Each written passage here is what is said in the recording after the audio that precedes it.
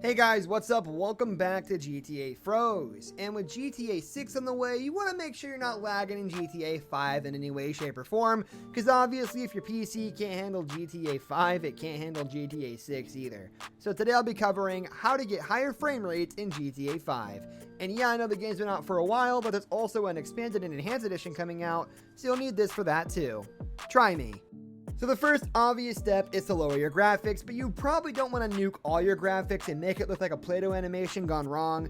So the graphics you'll want to focus on are probably shadows, water, anti-aliasing, those kinds of things. You're going to want to make sure that you're not getting all these settings too high if you're lagging. Shadows especially, because you'll see shadows at all time. You may see frame rate drops over large bodies of water. In that case, you're going to want to lower the water graphics as well.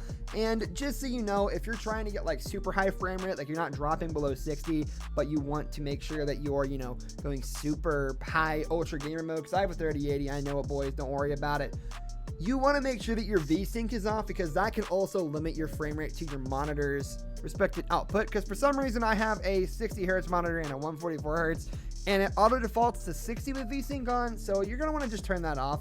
If you're getting screen tearing, turn it back on. You can't handle it. It's just that simple. Another quick and simple tip would be to close your background apps. Now listen guys, if you're running like 50 tabs of Google Chrome, or let alone one tab of Google Chrome, you're probably going to be using a decent amount of your RAM. A lot of gamers think 8 gigabytes of RAM was a good number to have. Well, bad news for you, it's really not that much RAM. And especially if you're running background apps, streaming, things like that, you're going to need a lot more RAM open to be able to do anything. So what I would do is, if you need Chrome open or something along those lines, you could also try Opera, another free browser that's pretty actually dedicated to gamers.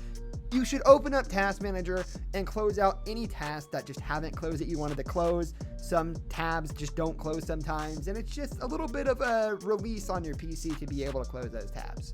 Now this is pretty much my last basic step. The next one's kind of basic if you have basic gaming knowledge on PCs, but this one is to restart your PC or console. Listen guys, you're running a machine. It may be a machine, but it needs to take a little bit of a breather, sometimes a break. So give that boy a restart. And when you restart that thing, you may see incredible performance. As a matter of fact, the old fix, quote unquote, of did you try turning it on and off again, actually kind of works pretty well. You'd be surprised how many things have been fixed by that. Especially my Xbox's Red Ring of Death back on the 360. I don't know how it worked, but then it caught on fire. So it's not always the best solution, but it's a solution. So after that, you're going to want to make sure that your graphics drivers are updated. What I do myself is I use my respected provider of graphics cards software. The GeForce Experience is what you will use if you're NVIDIA, and AMD probably has something called AMD something stupid name. You just run that, and there should be like an auto install button on each one. You do that, and then you're done. That's pretty much it. You can do express or custom. Just make sure you're up to date, because that can cause you a lot of issues, especially if like you got a new graphics card for the first time, it's been turned on. It will need to be updated, obviously. And if that still did not work, I need you to do me a favor. Head to that software that I just mentioned, the GeForce Experience, or the AMD stupid name, and go ahead and make sure that the recommended settings are off, because as a matter of fact, those are not recommended. They're very, very stupid. The game's recommended settings through the software are not good. So make sure that is off and you're not launching it through that, because it will nuke your PC, it will nuke your game. I don't know why it does what it does. There's a quality and there's a performance option, and both of them just don't work. They just ruin the game's launch.